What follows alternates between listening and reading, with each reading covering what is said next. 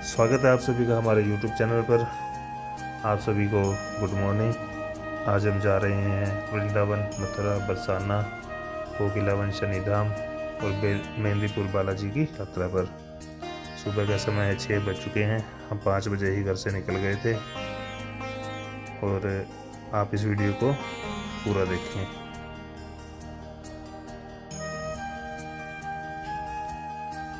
अब समय हो गया है सुबह के 8:30 और देखिए कुछ श्रद्धालु अयोध्या के लिए पैदल यात्रा भी कर रहे हैं और हमें भी लगी है पूरी भूख, इसलिए हम इस ढाबे पर रुक गए हैं नाश्ता करने।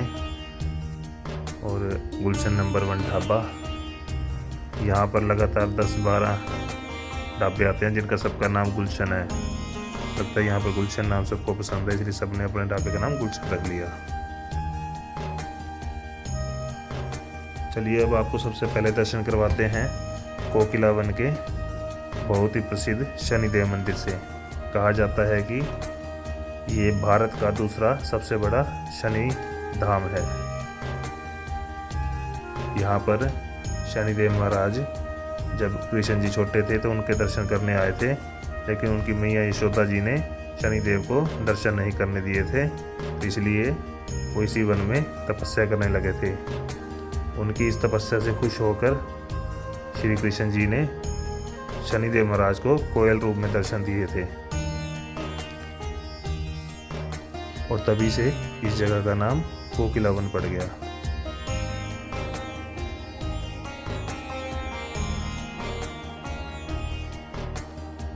और शनिवार को इस मंदिर में बहुत ज़्यादा भीड़ होती है। कहते हैं कि शनिवार को यहाँ पर लाखों श्रद्धालु दर्शन करने आते हैं। इस मंदिर के अंदर सामने जो दीवार बनी हुई है, इस पर आप अपने हाथ से कुछ भी लिखते हैं, जो भी आपकी मन्नत होती है, कहते हैं कि वो मन्नत पूरी हो जाती है।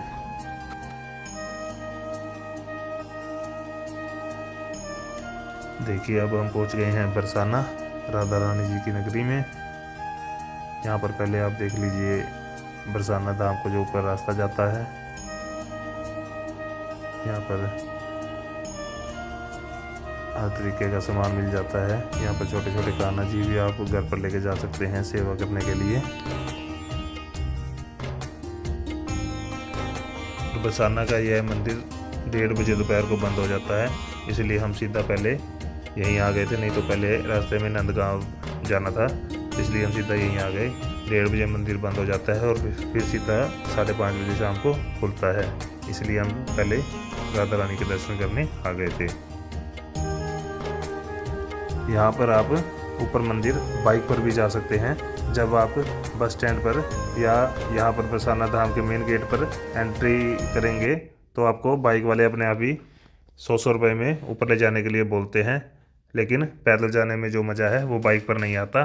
वैसे यहाँ के टोटल 3 रास्ते हैं मंदिर में जाने के, एक बाइक पर और 2 सीढ़ियों पर चढ़कर पैदल। यहाँ लगभग 250 सीढ़ियाँ हैं जो चढ़कर जाना पड़ता है, लेकिन पैदल जाने में ही सबसे ज़्यादा मज़ा आता है।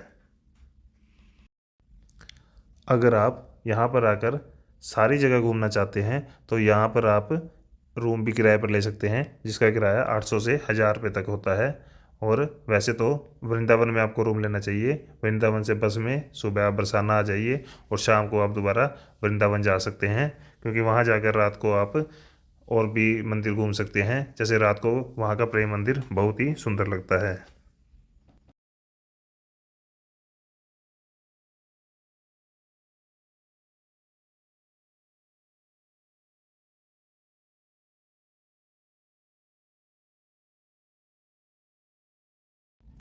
अगर आप एक बार बरसाना घूमने आ गए तो बार बार आपका यहाँ आने का दिल करेगा। यहाँ की जो सुंदरता है मंदिर की और राधा रानी की प्रतिमा की, वो आपके मन को मोह लेती है। देखिए यहाँ पर टोटल लगभग 250 से 250 सीढ़ियाँ हैं जो चढ़कर आपको जाना होता है और ऊपर जाकर आपको राधा रानी के दर्शन होते हैं। यहाँ आप सीढ़ियाँ चढ़ते जाइए व राधे राधे बोलते जाइए। यहाँ पर बहुत ही आनंद आता है। देखिए लोग यहाँ पर मस्ती कर रहे हैं, नाच रहे हैं। यहाँ पर आकर अपने आप ही नाचने का मन करता है।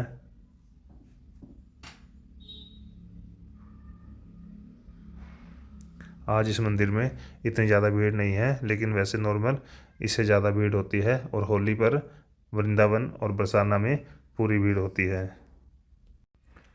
अब आप कर लीजिए राधा रानी जी के दर्शन।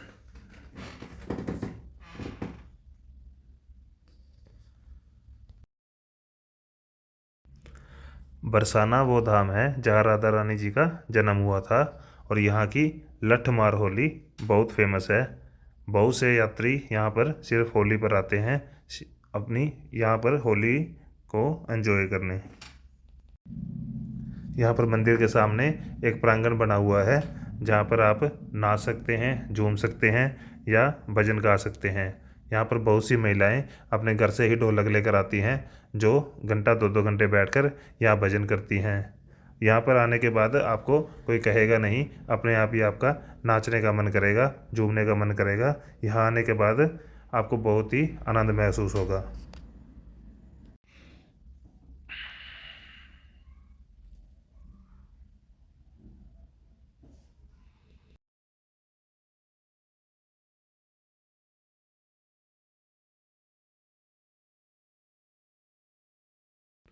और वापसी आते हुए देखिए हमें बहुत ही छोटे और सुंदर से कान्हा लड्डू गोपाल दिखाई दिए, जिनकी छवि आपके मन को मोह लेगी।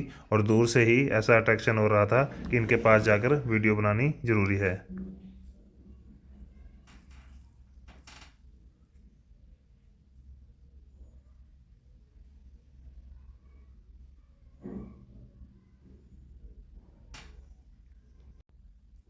फिर हमने नीचे आकर पी मलाई वाली लस्सी। यहाँ जैसा लस्सी का स्वाद आपको पूरे भारत में नहीं मिलेगा। यहाँ की लस्सी और कढ़ाई वाला दूध बहुत ज़्यादा फेमस है।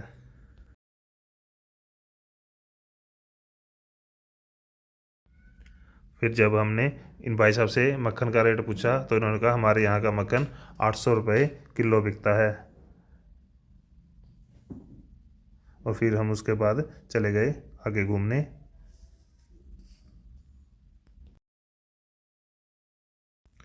फिर हम आ गए थे नंदगांव। नंदगांव की दूरी मथुरा से 51 किलोमीटर है।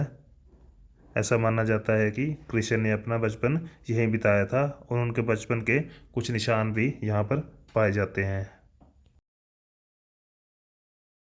यहाँ पर आप भगवान कृष्ण के पूरे परिवार के दर्शन करेंगे। और नंदगांव के इस मंदिर में आने के लिए भी 100 से 150 सीढ़ियाँ ऊपर चढ़ना पड़ता है। और उसके बाद हम आ गए थे बरसाना के कीर्ति मंदिर में, जो जगत कृपालु महाराज जी द्वारा बनाया गया है। ये मंदिर राधा रानी जी की माता कीर्ति के नाम से बना हुआ है। और कीर्ति माता का एक ही मंदिर है पूरे भारत में जो बरसाने में बना हुआ है। कीर्ति मंदिर की भव्यता भक्तों को अपनी तरफ आकर्षित करती है। ये मंदिर भी 2 बजे से लेकर 4:30 बजे तक बंद रहता है। इस बीच आप बरसाना में किसी भी मंदिर के दर्शन नहीं कर सकते। हाँ, इस बीच आप कोकिला वन के शनिदेव मंदिर में जाकर दर्शन जरूर कर सकते हैं। यहाँ पर भी प्रेम मंदिर की तरह राधा कृष्ण जी की बहुत ही अच्छी अच्छी मूर्तियाँ बनी हुई हैं। और ये मंदिर भी रात को ही देखने में बहुत अच्छा लगता है, प्रेम मंदिर की तरह ही। देखिए हमने भी यहाँ पर थोड़ी देर नृत्य किया था। यहाँ पर आकर बरसाना वृंदावन कहीं भी जाकर आपका अपने आप ही नाचने झूमने का मन कर जाता है।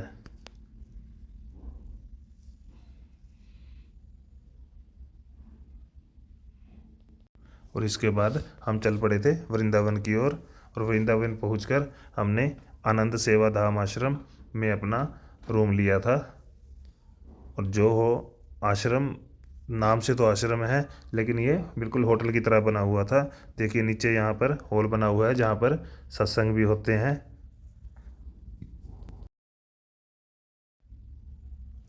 मैं जितनी बार भी वृंदावन आया हूँ, मुझे सबसे ज़्यादा अच्छा आश्रम यही लगा है।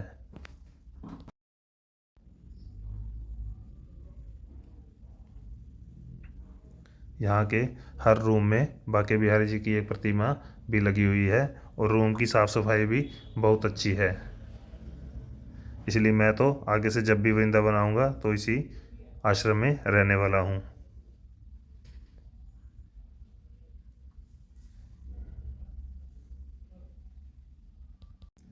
उसके बाद हम चले गए थे वृंदावन के प्रेम मंदिर में घूमने, क्योंकि प्रेम मंदिर रात को ही अच्छा लगता है। यहाँ की जो लाइटिंग है वो बार बार चेंज होती रहती है और ये प्रेम मंदिर बहुत ही बड़ा बना हुआ है। आप कभी भी वृंदावन आएँ तो प्रेम मंदिर में ज़रूर आएँ, और प्रेम मंदिर में जब भी आप आएंगे तो यहाँ आपको हर वक्त भीड़ मिलेगी, बाकी बिहारी मंदिर की तरह ही। और ये मंदिर भी जगत गुरु कृपालु जी महाराज द्वारा ही बनाया गया है। और उसके बाद हम आ गए थे रूम पर, क्योंकि हमें रात को 2:30 बजे प्रेमानंद जी महाराज जी के दर्शन करने जाना है।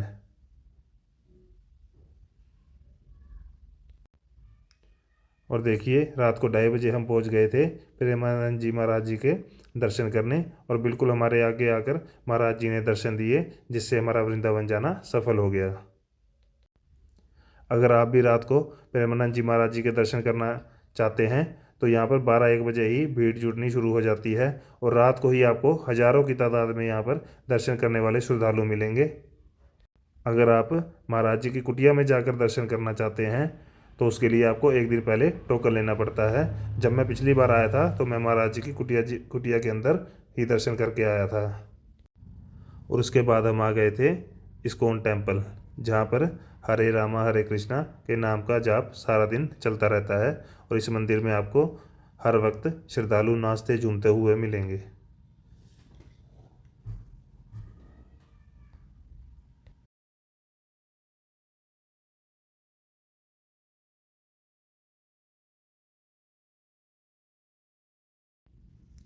और ये मंदिर अंग्रेज़ों के मंदिर के नाम से भी जाना जाता है, और इसकी स्थापना स्वामी प्रभुपाद जी ने की थी।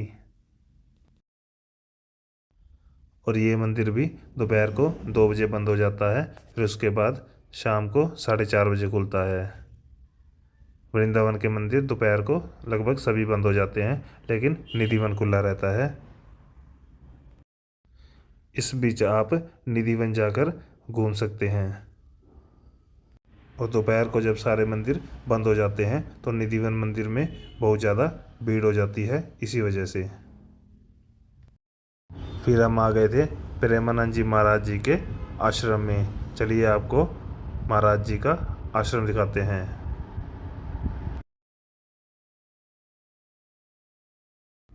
यहाँ पर आपको अलग अलग प्रकार के टोकन मिलते हैं, जैसे कि अगर आपने दर्शन करने हैं तो उसका टोकन अलग है, सत्संग सुनना है तो उसका टोकन अलग है, कीर्तन सुनना है तो उसका टोकन अलग है, और अगर आपको महाराज जी से वार्तालाप करनी है और उसका टोकन अलग है।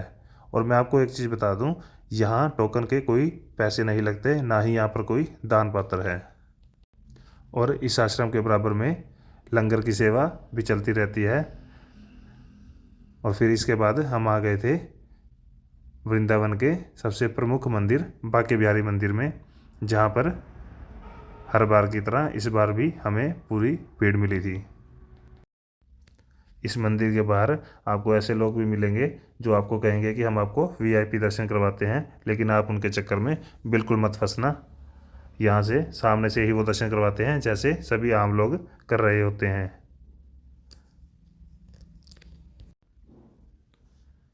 फिर बाहर आने के बाद हमने देखा कि इस बंदर ने एक आदमी का चश्मा उतार लिया था, और कहते हैं कि यहाँ पर आपको चश्मा डालकर नहीं आना चाहिए, क्योंकि यहाँ के बंदर चश्मा उतार लेते हैं और फ्रूटी या कोई खाने पीने की चीज़ देने के बाद ही आपको अपना चश्मा वापस देते हैं।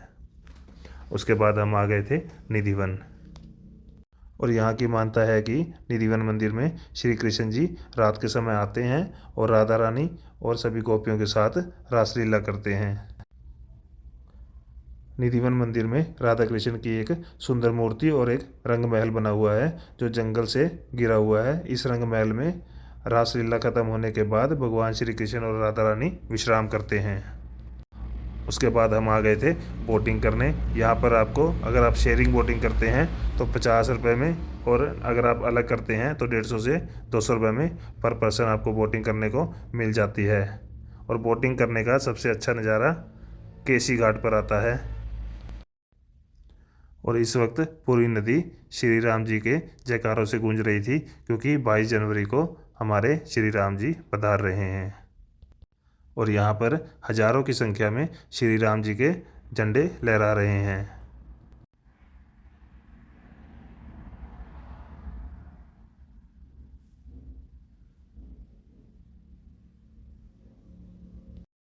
जब भी आप वृंदावन आए तो यहाँ के प्रेम मंदिर, बांके बिहारी मंदिर, इस्कॉन टेम्पल, वैष्णो धाम, बरसाना धाम के दर्शन जरूर करें। वैसे तो वृंदावन में हजारों मंदिर हैं, लेकिन ये प्रमुख मंदिर हैं। उसके बाद हम आ गए थे वैष्णो धाम। वैष्णो धाम आने के बाद आपको लगेगा कि आप जैसे वैष्णो देवी यात्रा पर ही हैं। यहाँ पर माता की 141 फुट ऊंची मूर्ति बनी हुई है, जिसको देखकर आप बिल्कुल मोहित हो जाएंगे। और यहाँ पर एक गुफा भी बनी हुई है, जहाँ पर सभी 9 देवियों के दर्शन होते हैं और अंत में भैरव बाबा के दर्शन भी होते हैं। और इस मंदिर के बिल्कुल साथ में प्रिया लालजू मंदिर भी है, जहाँ पर भी आप जाकर दर्शन कर सकते हैं, और वहाँ पर भी एक गुफा बनी हुई है। और इसके बाद हम चले गए थे मथुरा, रात को ही कृष्ण जन्मभूमि के दर्शन करने। और वहाँ पर अंदर मोबाइल बिल्कुल भी अलाउड नहीं है, मोबाइल बाहर रखवा लेते हैं, इसलिए वहाँ की वीडियो नहीं बना पाए। और उम्मीद करते हैं कि आपको हमारी यह वीडियो पसंद आई होगी। और हमें सपोर्ट करते रहें, लाइक शेयर कमेंट सब्सक्राइब करना ना भूलें। और इसके बाद अगले दिन हम चले गए थे बालाजी मेहंदीपुर के दर्शन करने, जिसकी पूरी वीडियो हम अपने अगले व्लॉग में लेकर आएंगे। यहाँ से बालाजी मेहंदीपुर की दूरी लगभग 125 किलोमीटर है।